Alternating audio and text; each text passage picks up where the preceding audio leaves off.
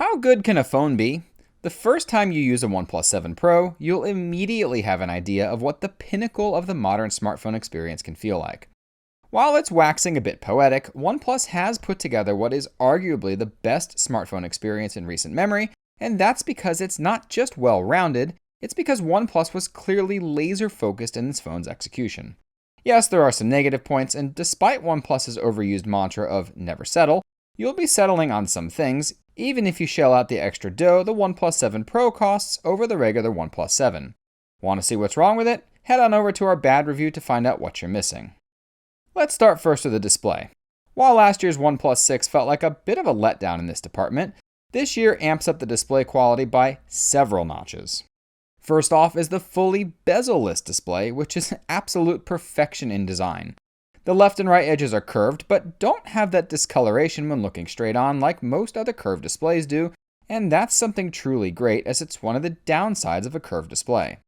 The bezels are uniform all around, which is a nice change from most phones that have at least one significantly larger side. The display itself is a higher resolution than we've ever seen on a OnePlus phone, as the resolution of all OnePlus flagships have been the same 1080p resolution since the original OnePlus One. It's also a 90Hz OLED display and supports HDR, making this one of the absolute most advanced displays on the market. 90Hz isn't just a buzzword term either. It really does make a palpable difference that feels exquisite from the get-go. The daily experience is smoother, faster, and more beautiful, enhancing the already fantastic animations found throughout OxygenOS. If you'd rather have better battery life instead of a prettier experience, you can adjust the resolution down to 1080p and drop the refresh rate to 60Hz. It's also worth noting that this 90Hz mode is not supported in all apps, particularly games, so you will not get this experience everywhere. While most companies seem to make speakers worse as bezels shrink, OnePlus has somehow gone the opposite way with the OnePlus 7 Pro. While a heavier, thicker phone likely has something to do with the quality increase, the Dolby Atmos-powered stereo speakers on the OnePlus 7 Pro sound absolutely fantastic, especially when utilizing proper Dolby Atmos encoded stuff. Go watch Planet Earth on Netflix and tell me you aren't impressed if you pick up this phone. It's a substantial upgrade from anything else OnePlus has ever made, and it ranks among the best speakers on any device out there. Also improved are the haptic motors, which finally don't feel like crap.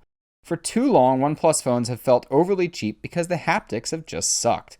But now you'll be getting punchy feedback that feels as high quality as the rest of the phone, and only sits just a notch below LG or Google's best haptics, likely because of implementation rather than because of a hardware limitation. That 300 mAh battery is mainly to help offset the increase in resolution, refresh rate, and the size of the screen, so don't expect wildly better battery life when compared to the 6T if it's better at all. Where OnePlus truly improved things is in the included charger, which has graduated from dash charging to warp charging. While that name change was a bit of a copyright thing, it does come with a 10-watt increase in maximum voltage, now totaling 30 watts, and means a 15-minute top-up is all you'll need to get through the rest of the day. Heck, I purposefully did not charge the phone overnight during the entire review process, and solely relied on only quick charging the phone before I walked out the door in the morning, and never ran across a day where I ran out of battery. It's a considerable peace of mind to know that even if you only have a few minutes to charge, you'll be just fine. It's also got some phenomenal memory management, which it darn well should given the fact that you can get up to 12 gigs of RAM on the phone if you like. Just make sure to turn RAM boost off though, regardless of what version you get. That crap just never seems to work right on any Android Pie powered phone, no matter what the manufacturer calls it. The alert slider is even easier to use as well, which is a great thing if you've ever tried to use a OnePlus phone with the case on it. Most of the time, that slider was a bit more difficult than I would have liked, but it's definitely been improved here and is no longer a slight pain in the thumb to flip. You'll also find 3 cameras on the back now, putting the OnePlus 7 Pro on the same level as other flagships when it comes to available camera options and versatility of hardware. OnePlus users will find the best camera experience that any phone from the company has ever delivered. A new ultra-wide-angle camera delivers a fantastic experience that's finally becoming mainstream on more than just LG devices, but this new camera is limited to taking pictures only and currently has no way of being used for video. At least the photo quality is fantastic though, both in good and low light, and easily meets or exceeds the quality of other ultra-wide-angle cameras on the market. Now, speaking on that new telephoto camera, there's been some controversy around the claim of 3x optical zoom on the telephoto lens, but it's really just nonsense noise that people are making. The results speak for themselves, which you can see in detail in our camera review. Bottom line, this is the best telephoto lens you'll get outside of Huawei or Oppo's crazy 5x lenses, and even then it tends to perform better than those phones between 3 and 4x zoom. The OnePlus 7 Pro also offers one of the finest video experiences around, with support for high-quality, super slow motion that's designed differently than some other phones with this ability, and 4K recording that's incredibly color accurate and has wonderful dynamic range and stabilization even at 60 frames per second recording. Check out that camera review for full details on all of this. The new pop-up front-facing camera made a few folks nervous given that it's a mechanized slider, but OnePlus has done its work to ensure this lasts longer than some people might think. A cool automatic retracting mechanism detects drops and will quickly pull the camera in to prevent damage. This happens even with a 6-inch drop, so it's a very sensitive sensor. Now onto the software. Once upon a time, OxygenOS was a pretty bare-bones version of Android that focused on speed alone and not much more. These days, it's no longer only about speed, and with the exception of a few things, there's very little OxygenOS cannot do when compared to other OEM versions of Android.